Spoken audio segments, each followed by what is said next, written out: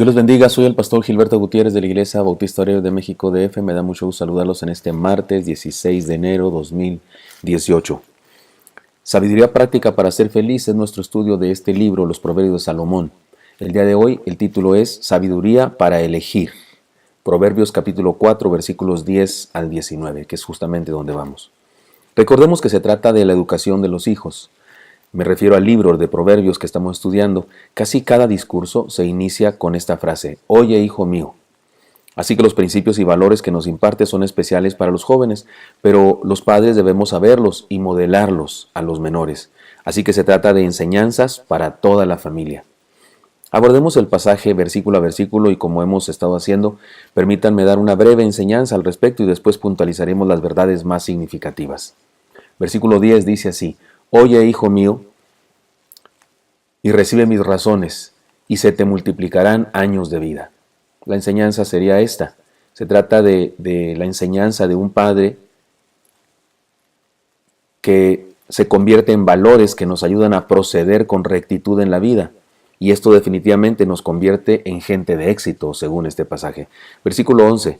Por el camino de la sabiduría te he encaminado, y por veredas derechas te he hecho andar. Enseñanza: proceder con sabiduría en la vida es ir por el mejor camino, el camino correcto, el camino más corto para alcanzar las metas. Versículo 12. Cuando anduvieres, no se estrecharán tus pasos, y si corrieres, no tropezarás. Enseñanza: los principios y valores aprendidos nos facilitan la vida, nos hacen ligera cualquier circunstancia, porque ya sabemos cómo actuar en cualquier circunstancia. Versículo 13. Retén el consejo, no lo dejes. Guárdalo, porque eso es tu vida. Enseñanza: los principios y valores deben seguirse, no solo presumirse. Versículos 14 y 15. No entres por la vereda de los impíos, ni vayas por el camino de los malos. Déjala, no pases por ella, apártate de ella, pasa. Evidentemente, esta es la enseñanza, evidentemente existen otros caminos en donde se usan contravalores en lugar de valores, pero tales caminos no son recomendables. Es mejor ni acercarnos a ellos, ni voltear a verlos, dice el proverbista. Versículos 16 y 17. Porque no duermen ellos si no han hecho mal, y pierden el sueño si no han hecho caer alguno, porque comen pan de maldad y beben vino de robos. El más serio problema de andar el camino del mal es que se relaciona con la naturaleza de quien lo anda. Es decir, que el mal está en el corazón. Quien lo anda, respira y come maldad. Versículo 18. Mas la senda de los justos es como la luz de la aurora, que va en aumento hasta que el día es perfecto. Enseñanza: el camino del bien, que es el camino del sabio, es un proceso de crecimiento, de desarrollo continuo, de avance. Versículo 19. El camino de los impíos es como la oscuridad, no saben en qué tropiezan. En cambio, el de los malos, o el camino de los malos, o de los necios, es camino de sorpresas negativas y de desgracias repentinas. Así que, después de haber estudiado brevemente estos versículos, permítanme compartirles la enseñanza principal y las verdades que debemos comenzar a vivir. Ser sabio es sinónimo de ser bueno. Eso es lo que dice esta porción del pasaje. Y como contraparte tenemos que decir que ser malo es lo mismo que ser necio. Estas son las enseñanzas que apoyan esta enseñanza principal. Se trata de escoger un estilo de vida. Un estilo de vida que opta siempre por la rectitud. Y por rectitud debemos entender los preceptos de Dios, las enseñanzas de su palabra. Un estilo de vida que se funda en principios y valores, es decir, ideas, los nunca de la vida, lo que nunca haré, lo que siempre haré, lo que consideramos prioridad sobre lo que consideramos secundario. Estos principios y valores son los que hacen de el camino o el estilo de vida un camino del bien. Se trata de un estilo de vida que aligera el camino. Ya lo dice el proverbista. Nos hace fácil el andar, porque sabemos por dónde, sabemos cómo proceder en diferentes circunstancias. Un estilo de vida que nos permite desarrollarnos, crecer, mejorar, experimentar transformación.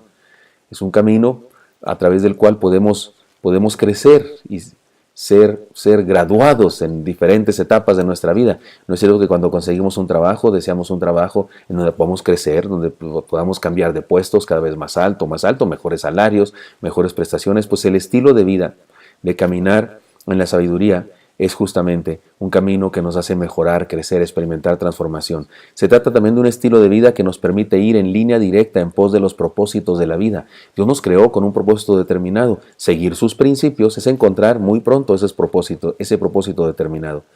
Se trata de un estilo de vida marcado por Dios. Es decir, Él nos creó, Él sabe para qué existimos.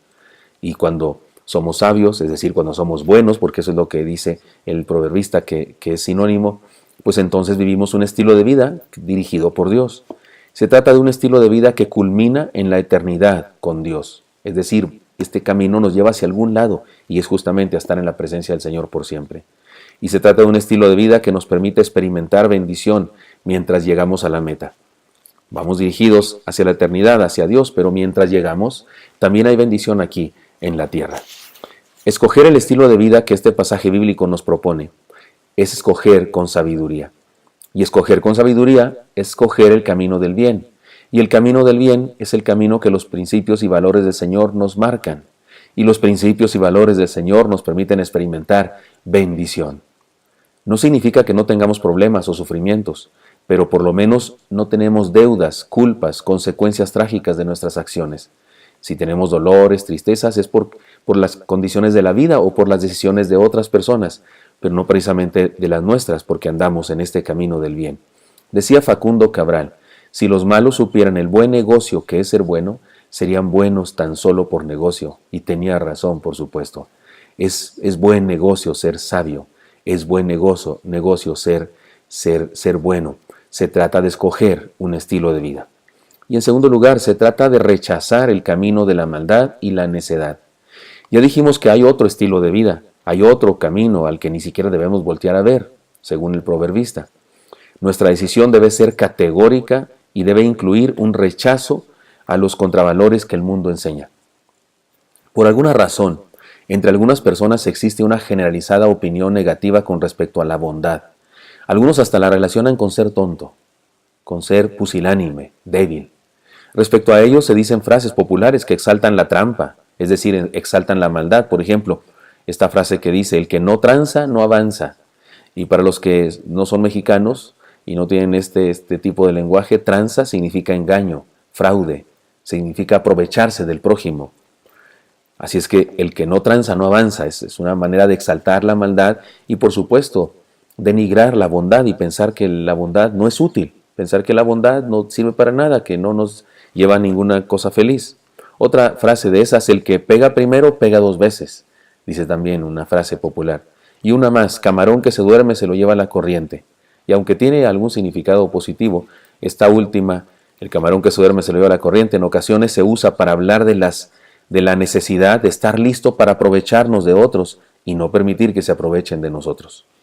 De hecho, hay papás que se molestan si sus hijos perdonan rápidamente a los otros niños que los molestan, o si les comparten su comida o sus dulces, y parecería que preferirían que sean sus hijos los que golpean a otros, o los que se aprovechen de los demás. Esta es la razón por la que el proverbista, en esta ocasión, no solo nos exhorta a escoger el camino del bien, sino que nos insiste y nos reitera la necesidad de rechazar el camino del mal. Rechazarlo. ¿Sabe? Lo he dicho antes en algún otro devocional que allá en Romanos capítulo 1, a partir del versículo 21 me parece, cuando el apóstol Pablo habla de la depravación de la humanidad, va diciendo cómo el ser humano en lugar de adorar a Dios adora a las criaturas y luego después empieza a practicar inmoralidades de todos tipos, y la cumbre o la cúspide de la maldad es cuando el apóstol dice no solamente lo hacen, sino que se complacen con los que lo hacen. Es decir, que la culminación de la depravación de la humanidad es cuando estamos de acuerdo con eso. Es cuando ni siquiera consideramos malo eso. Y a esto es a lo que me refiero cuando digo que en ocasiones hay personas que consideran que la bondad no da réditos, no paga portarse bien. Pero el proverbista nos dice en este pasaje que este nuevo camino del bien se trata de rechazar el camino de la maldad y la necedad. Incluye rechazar el camino de la maldad. En el aspecto moral, debemos ser como el armiño, ese animalito pequeño que valora tanto su pelaje blanco que prefiere ser atrapado a ensuciarse. Quienes lo capturan dejan que salga de su madriguera y después cavan en la tierra o a la entrada de su madriguera y ponen agua para hacer lodo. Y cuando el animalito regresa, se queda paralizado, pues no quiere ensuciarse, y entonces es atrapado. En nuestro caso tenemos la promesa de Dios de que bendecirá nuestra vida, nuestra decisión, y nos dará la victoria. Así es que deberíamos también nosotros estar dispuestos a morir antes que andar el camino del mal. Resumamos esta enseñanza con una palabra que está en la misma Biblia. Dice así, 1 de Pedro 3:17. Porque mejor es que padezcáis haciendo el bien, si la voluntad de Dios así lo quiere, que haciendo el mal. Espero que esto sea útil para usted y me encantaría encontrármelo el día de mañana. Hasta pronto.